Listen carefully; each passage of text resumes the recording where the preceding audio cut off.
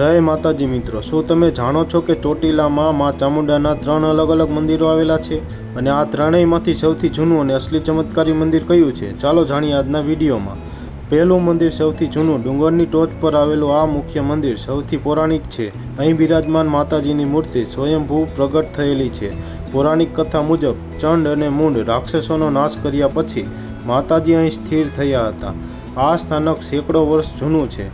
બીજું મંદિર જે વૃદ્ધો અથવા જે ભક્તો ડુંગરના 600થી વધુ પગથિયાં ચડી શકતા નથી તેમના માટે તળેટીમાં જ માતાજીનું હુબહુ મંદિર બનાવવામાં આવ્યું છે। ત્રીજું મંદિર ડુંગરની નજીક આવેલો પૌરાણિક મઠ અથવા કાઠિયાવાડી રાજવીઓ અને ભક્તો દ્વારા સ્થાપિત કરાવેલા સ્થાનકો। તો મિત્રો, સૌથી જૂનું અને મુખ્ય મંદિર એ જ છે જે ડુંગરની ટોચ પર આવેલું છે।